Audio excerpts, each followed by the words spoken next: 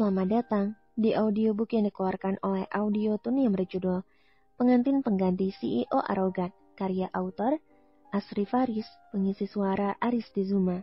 Bab 5. Gadis itu berwajah murung saat keluar dari rumah yang telah membesarkannya selama hampir 18 tahun itu.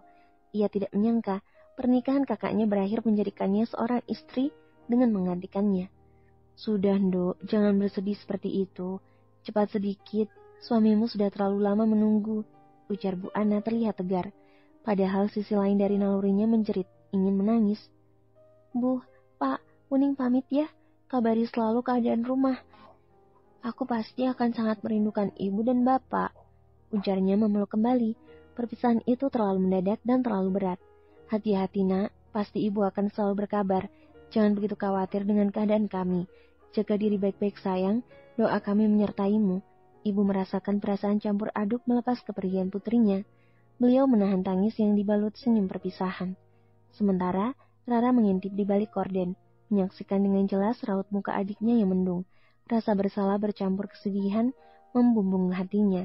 Ia marah dengan diri sendiri, merenungi nasib yang telah menghampiri. Lambaian tangan Wening memungkasi perpisahan mereka. Tangis gadis itu pecah setelah memasuki mobil suaminya. Hais, cengeng banget sih pakai acara nangis segala, dasar bocah. Ciber Seno dingin, pria itu duduk di jok depan sebelah kemudi. Wening, tiba-tiba suara bariton itu menyapa semua pasangan telinga yang ada di sana. Gadis itu menoleh menemukan seorang pria yang begitu dekat dengannya berlari ke arahnya. Jalan yuk, titah pria itu tanpa peduli kesedihan Wening saat ini. Ah, tunggu, itu ada teman aku, sembarangan main jalan aja, tunggu sebentar, kalau tidak mau menunggu dan cukup buru-buru, sebaiknya tinggal saja aku, ucapnya sembari membuka pintu keluar. Wahyu dibuat speechless dengan istri kecil tuannya yang sepertinya terlihat tangguh. Bagaimana tuan? Seno menghela napas jengkel. Belum genap 2 hari menjadi istrinya, gadis kecil itu sudah banyak tingkah yang menjengkelkan. 5 menit, gak usah lebay, ujarnya dingin. Wening langsung keluar menemui Rajas, pria yang begitu dekat dengannya dan mempunyai tempat khusus di hati keduanya. Kamu beneran pindah? Aku cemas sampai izin ke sini, takut gak bisa lihat kamu lagi. Iya aja, maaf, belum sempat memberi kabar. Jangan sedih, kita masih bisa teleponan kok. Jarak tidak jadi masalah, kita bisa saling berkabar lewat udara. Aku pasti akan sangat merindukanmu. Tunggu aku di kota ya. Suatu hari nanti aku akan menyusulmu di universitas yang sama. Aku tunggu janjimu. Sampai jumpa, Ja. Setelah berpamitan dengan sahabat spesialnya, Wening kembali ke mobil, dengan tangan terus melambai dan senyum yang terukir memungkasi pertemuan mereka. Ja, sampai ketemu ya, bagi gadis itu dari dalam mobil, menyembul lewat kaca yang diturunkan sepenuhnya. Pemandangan lebay itu sontak membuat Seno lagi-lagi mencibir. Lebay, kecil-kecil sok romantis, ujarnya menyorot sinis. Wening menautkan alisnya cuek, lebih tak peduli dengan ocehan tak berguna pria yang terlihat menyebalkan itu. Ia asyik sendiri bermain ponsel, sedikit menghibur diri dalam perjalanan. Gadis itu sama sekali tidak terusik dengan ocehan kedua pria yang terlihat seumuran dan begitu kompak. Om, nanti berhenti di rest area ya, aku butuh ke toilet, ujar gadis itu tanpa canggung. Kedua pasang netra, Seno dan Wahyu saling melirik. Apa katanya?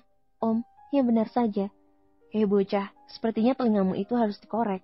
Aku Seno, ini Wahyu. Panggilan dengan nama yang baik dan sopan, ujarnya jengkel. Oh, lagi ngajak kenalan tuh ceritanya. Baiklah, kalau Pak Seno sih, Wening udah tahu. Dia kan mantannya Mbak Rara. Tapi kalau yang Om Spir ini belum. Jadi namanya Wahyu. Oke, Wening ralat. Seno mendelik dikatain Pak. Tua amat, emang bapak-bapak. Om Wahyu, cari tempat yang ada minimarketnya sama toilet, ujar gadis itu kembali. Ia merasa tak nyaman sama sekali. Wahyu hanya mengangguk mengiyakan, walaupun tidak juga suka dengan panggilan itu. Namun terdengar lucu, gadis itu memang terlihat unik.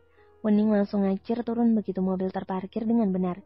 Gadis itu tidak begitu peduli dengan seruan Seno yang memperingatkan. Jangan lama-lama, merepotkan saja, teriak Seno terdengar kesal. Bisa-bisanya di jalan gadis itu banyak tingkah. Tuh kan bener, untung aku bawa. Gumam Wening mendapati masa periodenya setelah sampai di kamar mandi. Gadis itu bersih-bersih dulu, lalu menggantinya agar terasa nyaman. Ia masih belum beranjak, rupanya membenahi rambutnya yang terlihat berantakan. sedikit bersolek manca di depan kaca lebar depan toilet. Sementara Seno benar-benar meradang. Hampir 25 menit gadis itu tak kunjung datang. Kalau bukan karena mandat ibunya membawa gadis itu ke kota, sudah pasti Seno tinggalkan di jalan. Sial, kemana tuh bocah? Yuk, cek coba deh, jangan-jangan pingsan di toilet. Hah, merepotkan saja. Gerutu pria itu semakin kesal. Bersambung. Bab 6.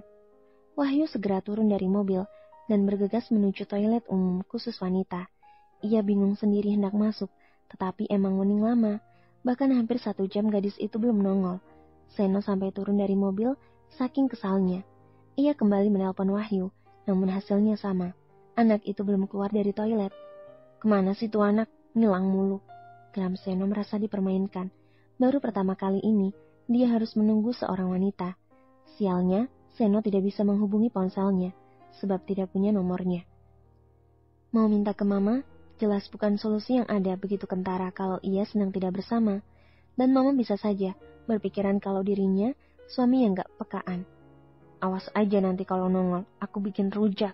Berani bener bikin orang repot. Geram Seno menyorot nyalang. Jangan-jangan kabur lagi. Aku biarin aja kali ya. Ditinggalin salah siapa lama. Tapi kalau sampai rumah mama nanyain gimana? Gumam Seno resah sendiri. Sementara yang dicari-cari tengah mengantri jajan membeli boba. Gadis itu melenggang asyik tanpa ragu menuju mobil milik suaminya yang masih terparkir rapi di tempat semula. Sayangnya tidak ada penghuninya sama sekali. Kemana tuh duo om-om? Aish, katanya jangan lama-lama. Kenapa jadi aku yang nunggu? Gadis itu kembali meminum bobanya, seraya duduk di kap mobil depan dengan santai. Seno yang datang bersama Wahyu dibuat melongo, melihat gadis yang baru saja ia cari sudah berada di tempatnya dengan begitu santai. Terlihat cekikikan sambil video callan dengan seseorang. Iya mah, kita udah di jalan kok. Itu lihat anak mama lagi kesini. Mama mau ngobrol. Boleh sayang, boleh, ujar Bu Yasmin terlihat sumringah. Seno berjalan cepat menghampiri gadis berstatus istrinya itu dengan muka jengkel. Matanya menyala-nyala seakan menumpahkan kekesalannya begitu saja. Ia seperti tengah menertawakannya dari kejauhan. Seno akan menyeretnya dan memberi perhitungan atas apa yang ia rasakan hari ini. Rasa kesal atas peristiwa kemarin tentang pernikahannya saja masih membuat dirinya sakit hati, ditambah sikap Uning yang begitu menjengkelkan, jelas membuat Seno marah. Muka kusut dan tangan yang mengepal kuat perlahan memudar, seiring wajah mamanya terlihat jelas di tampilan layar. Rupanya anak setan itu tengah bertelepon ria dengan ibunya. Kalau tidak, sudah habis dia kena marah. Kalau sudah seperti ini, tentu saja Seno yang terkenal baik hati dan cukup arogan harus berakting di depan mama. Sungguh Sania menjengkelkan. Iya mah, iya, jawab Seno patuh ketika mendapat wejangan dari sang bunda. Pria itu menutup teleponnya begitu obrolan selesai. Sebelum mengembalikan ponsel gadis itu, Seno lebih dulu mengambil nomornya. Kemana aja sih? Gak tahu orang nungguin lama, bikin susah aja. Bentak Seno begitu murka. Kok malah marah-marah? Udah tua gak sabaran lagi. Orang dari tadi pamit ya ke toilet ya ke sana. Cuma baliknya beli ini dulu, haus. Jawab Uning santai, sambil menunjuk minuman cup di tangannya. Seno menatap garang pada perempuan belasan tahun itu. Bisa-bisanya, sudah salah malah ngatain tua. Benar-benar bocah. Kamu tuh nyusahin, repotin, buang-buang waktuku saja. Kenapa jadi marah-marah? Siapa juga yang mau ikut, dipaksa-paksa. Kalau gak suka udah tinggalin aja, gampang kan? Tantang Uning ikut kesal. Kamu, tekan Senogram sendiri. Apa? Sana pulang sendiri. Berdua ding sama om yang setidaknya gak ikut nyala-nyalain. Sana tinggalin aja, aku mau putar balik. Males banget, belum apa-apa udah dibentak-bentak. Yang kayak gitu kok jadi suami. Mbak Rara nih, salah milih pasangan. Jadinya aku yang apes. Dembel gadis itu cukup terang, tertangkap di telinga Seno. Seharusnya aku yang apes. Harus nikahin bocil macam kamu. Aku bukan bocil, umurku mau 18 tahun sebentar lagi. Dasar, om aja yang ketuaan. Mimpi apa coba harus nikah sama om-om galak. Tua lagi, mana apes pisan hidupku.